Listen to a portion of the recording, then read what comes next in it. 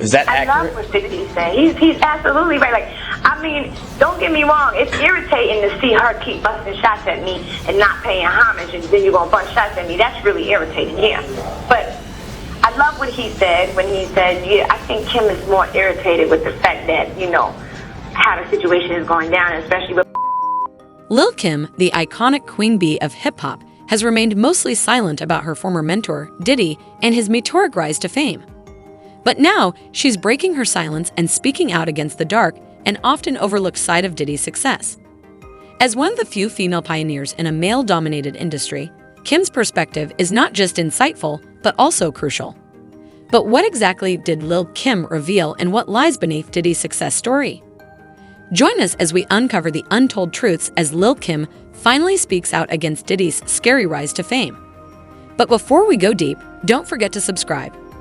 Now, let's get started. In the lively city streets, whispers spread after a recent conversation where Lil Kim remembered her close friend, Biggie. During their talk, a bombshell was dropped, hinting at the possibility that Diddy might have played a role in her friend's fate. Could this revelation solve the mystery surrounding Biggie's unsolved death? You would have to guess later. Let's delve into their story. And it ain't no beef, but Kim is gonna be an MC. And MCs, when they coming back out, a lot of times they like to talk crazy and do what they do. Lil Kim and Biggie Smalls had a connection that went beyond music. They were star-crossed lovers caught in a passionate affair. Despite Biggie's marriage, he couldn't resist Lil Kim's artistry and was captivated by her undeniable talent. It all began on the streets of Brooklyn, where a young Lil Kim showcased her lyrical skills. Biggie, recognizing her talent, quickly invited her to join his group, Junior Mafia, and together they signed with Bad Boy Records. Their journey was filled with love and positivity until tragedy struck with Biggie's untimely death. Afterward, Lil Kim's relationship with Diddy soared. Fast forward a few years and 50 Cent added fuel to the fire by suggesting that Diddy aimed to replace Lil Kim with new talent. While Lil Kim wasn't pleased with these insinuations, she reluctantly acknowledged the truth in 50 Cent's observations. Speaking out, she highlighted Diddy's self-centered nature, asserting that he prioritizes himself over the well-being of those around him. Many people have mysteriously disappeared, raising suspicions of foul play. This accusation gains weight from the accuser's close knowledge of Diddy. It makes us wonder if Diddy placed personal success above seeking justice for Biggie. According to Gene Deal, as revealed in an interview on DJ Vlad's vlog, Biggie had considered leaving Bad Boy for a more lucrative opportunity that could have earned him over $60 million. So many years for like 62 million, it comes out to like $62 million. However, this move wouldn't align with Diddy's interests. Despite Biggie's status as a legendary musician, the financial situation was vastly unequal. While he generated substantial revenue for Bad Boy, his compensation remained meager. Diddy paid him only a nominal amount, and all of Biggie's music rights were controlled by Diddy. Gene Deal added weight to these claims by mentioning that he had seen Biggie's Bad Boy contract while discreetly observing Diddy's briefcase during a flight. The contract revealed that Biggie's earnings were fixed at $250,000 increments, but the publishing income belonged solely to Diddy. Deal expressed doubt about the contract's legitimacy and sought clarification from Biggie. According to Deal, Biggie confirmed his desire for a new deal that would bring significantly higher profits. The contract, as described by Deal, involved prominent names like Charlie Baltimore, Cameron, Lil C, Lil Kim, Junior Mafia, Tracy Lee, and others, with commissions spanning several years and amounting to a substantial $6.22 million. Gene Deal claimed that Biggie had a vision for the Junior Mafia to change their business strategy. He encouraged them to start writing and producing their music. This shift in strategy was a crucial factor in Biggie's decision to leave Bad Boy Records. Even though he planned to leave, Biggie wanted to continue mentoring Lil Kim and help her secure a deal with his new label. However, he believed that another key figure, Jane, was too loyal to Puffy to consider leaving. This suggests that Biggie's departure would not only have been a significant loss for Diddy, but also indicates that Diddy may have wanted to keep Biggie at Bad Boy to protect his interests. While some dispute Diddy's direct involvement in Biggie's death, there is speculation that he might have known who was responsible. Retired FBI agent Phil Carson, who worked on the case, suggests that P. Diddy could have been the intended target of the shooting and may have been aware of the plot. Carson claims to know the identity of the shooter and the person who financed the hit, but both remain at large. This raises questions about why Diddy, a wealthy individual, did not actively finance the investigation to uncover the truth behind the assassination of his friend and artist, especially if the hit was originally meant for him. According to Carson's statements in the New York Post, He alleges that corrupt Los Angeles detectives played a role in covering up the investigation. Diddy reportedly expressed extreme concern upon learning about this. Carson contends that the plot involved several individuals beyond the identified shooter and financier, adding complexity to the circumstances surrounding Biggie's death. He described the Biggie Smalls case as the most significant injustice in his 20-year FBI career and alleges that LAPD officers were involved. Carson claims he faced suppression from the LAPD and city attorneys in Los Angeles when he tried to bring evidence to light. If true, this suggests potential connections between Diddy and the LAPD, as he would likely have been interested in identifying those targeting him. The ongoing lack of justice for the 25-year-old man assassinated in Biggie's place raises concerns about the handling of the case. Lil Kim's claim that Diddy cut ties during her prison stay adds another layer to the narrative. Lil Kim expressed her feelings, saying, "The day like Puffy is Puffy, he will never. He never put a $10 bill, a penny, a quarter in my commissary. He never wrote me a letter. He didn't try to come see me." Feeling betrayed after Diddy distanced himself, Lil Kim saw him as her last remaining friend post Biggie's demise. Perhaps Diddy's changing attitude towards Lil Kim and his seemingly diminishing pursuit of justice for Biggie raise questions about his commitment to their legacies. Despite years passing, Diddy's use of Biggie for publicity and the lack of apparent progress in solving the crime raises doubts about his genuine commitment to finding the perpetrator. Past incidents, like Gene informing Diddy about potential threats, yet Biggie being invited to a risky after-event, fuel speculation about Diddy's responsibilities and actions leading up to the tragedy. While hindsight may critique what Diddy could have done differently, the current urgency lies in Diddy's responsibility to actively contribute to resolving the case and bringing justice to Biggie's memory. However, the visible lack of progress raises concerns about his dedication to this pursuit. Lil Kim experienced deep hurt and a profound sense of betrayal when Diddy failed to reach out to her following her release from prison. Instead of reconnecting with her, Diddy collaborated with her rival Nicki Minaj, who was gaining recognition as the new queen of rap. This move made Lil Kim feel disregarded and replaced, leading her to publicly assert that no one could replicate her unique identity. The comparison with Nicki Minaj, fueled by 50 Cent's acknowledgement of both artists, added to Lil Kim's frustration. After her release from prison, Lil Kim expected acknowledgement and support from Diddy. However, he chose to collaborate with Nicki, which worsened her feelings of neglect. Moreover, Lil Kim felt manipulated by Diddy in the portrayal of her character in the movie about Biggie's life. She claimed she had no input on how she was depicted and took issue with being portrayed as lacking creative talent, relying solely on her relationship with Biggie for her career. Feeling disrespected, Lil Kim objected to the suggestion in the movie that Biggie wrote all her songs. She emphasized that she composed her lyrics and sought guidance from him when necessary. She acknowledged her youth during the relationship with Biggie, asserting her love for him while admitting her unawareness of the complexities of being involved with a married man. Amidst the accusations and emotional turmoil, the tragic fact remains that someone took Biggie's life, and justice for this act has yet to be served. In a call interview, Lil Kim said, "Puffy, you should be ashamed of yourself because at the end of the day, if you're going to rock with anybody that hard, you should be rocking with me." The mystery surrounding Biggie's fate persists. In any case, Gene Deal made it clear that he doesn't believe Diddy ever genuinely cared about Biggie. In Gene's opinion, Diddy was only interested in Biggie's talent and had signed him to his label to promote his success. Now, most of you might not know this, but in his shady efforts to be successful, Diddy has faced one too many lawsuits. In 1991, as a young producer in New York's music scene, Combs, then 22, helped promote a celebrity charity basketball event at City College. The event featured rapper Heavy D. An overcrowded venue led to a stampede that tragically resulted in the deaths of 9 people and injuries to more than 24 others. While no criminal charges were filed, a state judge found both the college and Combs equally liable for the tragedy, leading to nearly a dozen wrongful death and personal injury lawsuits. The last lawsuit involving Combs was settled for an undisclosed amount in 2000.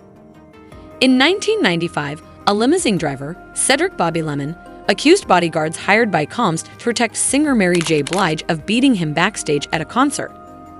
Lemon claimed the guards punched and kicked him, alleging that Combs failed to properly train his security. Lemon won the suit by default after Combs did not appear in court with Combs' spokeswoman stating he was unaware of it. An appeals court overturned the order requiring Combs to pay Lemon $450,000 in 2004. In 1999, Combs was arrested on felony charges in New York for allegedly beating rival record executive Steve Stout over a music video scene. Combs later apologized, and Stout asked the Manhattan district attorney to drop the charges. A lawsuit was avoided, but Combs reportedly agreed to pay Stout $500,000. In another incident, Detroit-based cable TV host Roger Mills accused Combs and his associates of attacking him after he refused to sell Combs a video interview regarding his involvement in the unsolved 1997 killing of Biggie Smalls. In 2001, Mills sued Combs, alleging assault, false imprisonment, and destruction of property. A spokeswoman for Combs denied the claims and accused Mills of attempting to exploit Mr. Combs' celebrity for media attention. The case went to trial, and in 2004, a jury ruled in favor of Combs on all counts. In late 1999, Combs faced controversy with an arrest for criminal possession of a weapon after a shooting at a New York nightclub. Combs was at the club with then-girlfriend Jennifer Lopez and the rapper Shine, real name Moses Barrow. Witnesses reported seeing Shine fire a gun into a crowd and also saw Combs with a weapon. Prosecutors stated that shortly after the incident, police pulled over Combs and Lopez and found a firearm inside the car. Shine was arrested and convicted in 2001 on 2 counts of assault, reckless endangerment, and firearm possession. He was later deported to his native Belize. Combs, however, was acquitted of weapons and bribery charges. A multi-million-dollar lawsuit filed by 3 people injured in the shooting was settled for an undisclosed amount in 2011. In 2001, Combs was sued by his on and off-again girlfriend, the model Kim Porter, for additional child support for their then 3-year-old son. A settlement was eventually reached in Manhattan Family Court. The couple co-parent 4 children together, and Porter passed away in 2019 from pneumonia. In 2005, Random House and Combs settled after the publishing giant claimed he was given a $300,000 advance for a memoir he was supposed to finish in 1999 but never completed. The book deal was scrapped in 2007. A former consultant, James Sabatino, sued Combs for $19 million, alleging that Combs failed to pay him in full for a recording he made of Biggie in Miami in 1994. The suit was dismissed in 2009. Separately, Sabatino was involved in a fraudulent article involving Combs and the slain rapper Tupac Shakur, which forced the Los Angeles Times to retract a story in 2008. In 2007, Gerard Reitzer, a partygoer in Los Angeles, claimed that Combs punched him in the face as he was leaving a post-Oscars hotel event, causing him to fly backward several feet. Reitzer also alleged that Combs pushed his girlfriend. Combs' attorney disputed the complaint, calling it another example of someone trying to fabricate a lawsuit. A settlement was reached in 2008, but the terms were not disclosed. In 2010, Francesca Sparrow, a music executive in her 50s, sued Combs for age discrimination, stating she was fired after working for him since 1998. The company denied her dismissal was due to age, and Combs settled the multi-million-dollar suit in 2011. In 2011, paparazzo Gustavo D. filed a suit claiming that Combs' bodyguards assaulted him on New Year's Eve as he took a picture of Combs outside the Dream Hotel in Miami. A settlement was reached in 2017, with G agreeing to receive $335,000 in exchange for releasing Combs, his bodyguards, and their insurance company from liability. In 2015, Cindy Rua, Combs' chef, filed a suit alleging sexual harassment and unpaid long hours of work. Rua claimed Combs asked her to cook a post-coital meal and inquired about her attraction to his unclothed body. Rua was fired in 2016, and a spokeswoman for Combs described her as a disgruntled ex-employee. They settled in 2019, but the terms were not publicly disclosed. In 2022, a former nanny working for Combs, Raven Wales Walden, filed a suit alleging wrongful termination after disclosing her pregnancy in 2020. Wales Walden also claimed she was a niece of Porter's. Combs denied she is Porter's niece and that she was discriminated against. A spokesman for Combs called the ongoing suit a meritless shakedown to extort money from him.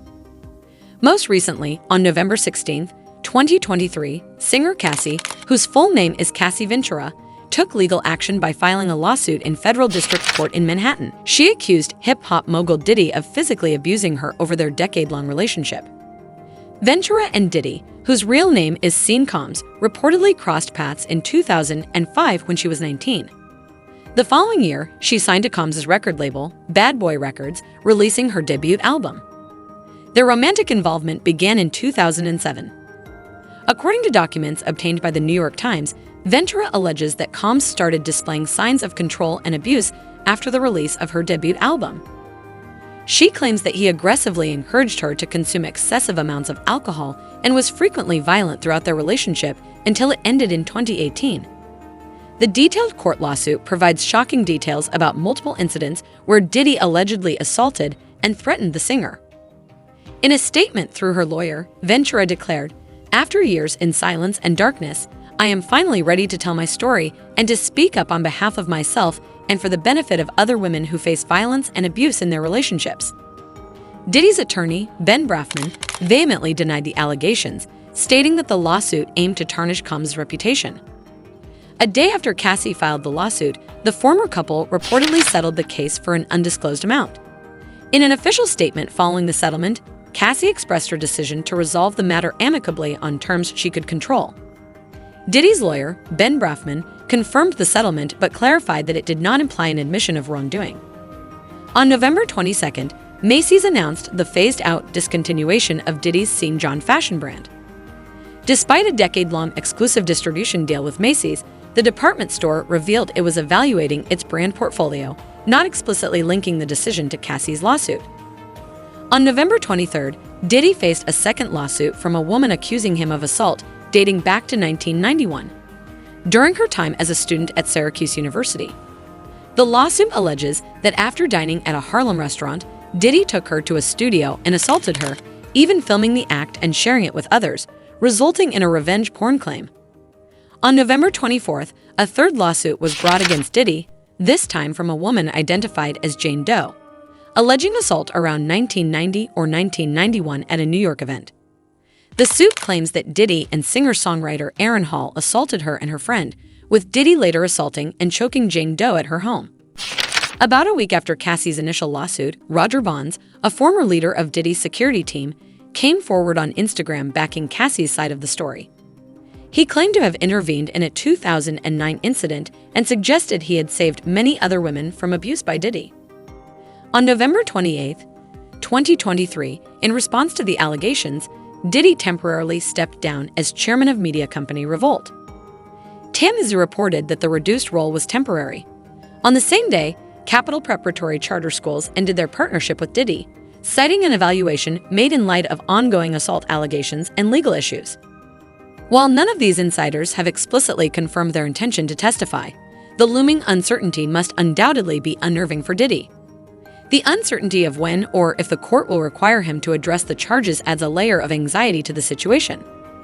Do you think of P. Diddy in the next few months, especially with all these charges and allegations? Let us know your thoughts in the comments below. Then, check out the next video if you don't know that Wanda Smith claps back at Cat Williams for saying she ruined her career. And don't forget to subscribe. See you in the next video.